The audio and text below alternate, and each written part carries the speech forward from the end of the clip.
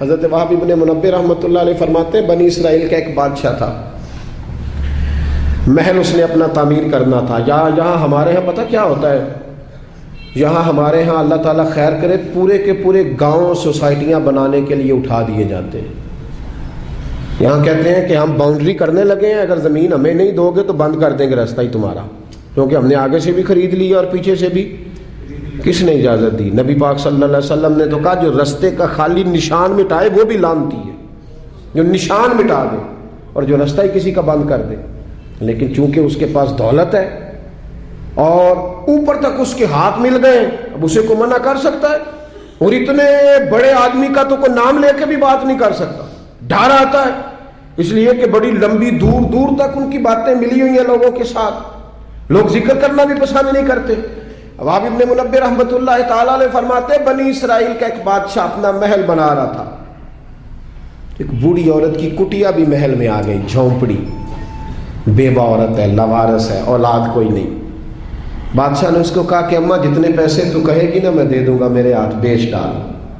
تو کہنے لگی میں دیہاتی عورت ہوں، پتہ ہے نا بچے ٹاؤن میں چلے جاتے ہیں پر ابا کہتا ہے مجھے گاؤں میں رہنے دو، اماں کہتی ہے کہ میرا یہیں دل لگتا ہے، میں یہیں ٹھیک ہوں۔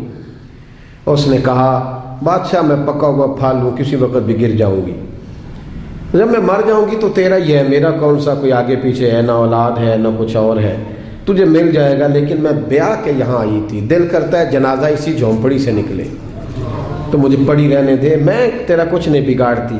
اس نے کہا وہ نقشہ میرا خراب ہوتا ہے، کئی لوگوں کا نقشہ، ہاں بڑے لوگوں کے نقشے خراب ہوتے ہیں، یہ نہیں پتا کہ اگر ظلم کرو گے تو قبر کا نقشہ بھی خراب ہو جائے گا، ہاں قبر کا نقشہ بھی خراب ہو۔ کہ میرا نقشہ خراب ہوتا ہے، رستے میں آتا ہے نا تیرا وہ جھونپڑا کچا مکان، تو اٹھا اس کو۔ تو بوڑھے لوگ بیچارے کمزور لوگ، اماں اپنے گھر کے ساتھ جوڑ کے بیٹھ گئی، آرزوؤں کا مسکن تھا، تن کا گھر جمع کر کے گھر بنایا تھا، اماں باہر ہی نہیں جاتی، اگر میں گئی تو میرا گھر گرا نہ دیا جائے۔ لیکن انسان کتنے دن بیٹھ سکتا ہے؟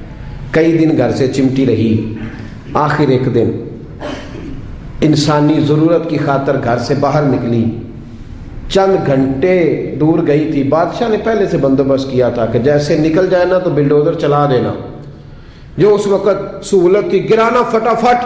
ہم کو پتا جنہوں نے قبضہ کرنا ہوتا ہے وہ تو رات کو دیواریں بنا کے چھت بھی ڈال لیتے ہیں، جنہوں قبضہ کرنا ہوتا ہے نا جی، اور رات میں ہی ساری تیاری مکمل ہوتی ہے، دیواریں چن کے اور چھت بھی ڈل جاتی ہے، تالا بھی لگ جاتا ہے، گیٹ بھی، سب کچھ ٹھیک ہو جاتا ہے، راتوں رات ہی نظام ہو جاتا ہے۔ فوراً گرا دیا اس کا مکان۔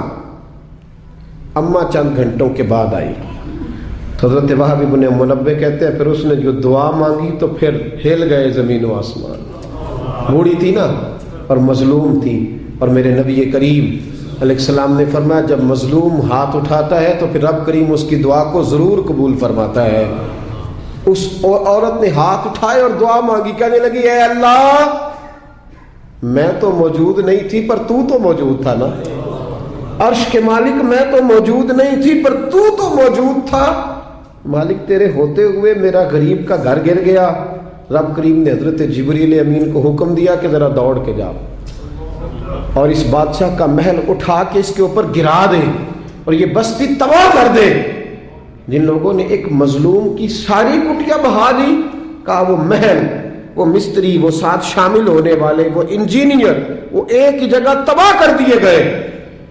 اور میرے نبی کریم صلی اللہ علیہ وسلم کا فرمان نسائی میں موجود ہے کہ اگر کسی ایک شخص کے قتل میں سارا قبیلہ بھی شامل ہوگا تو اللہ سب کو سزا دے گا۔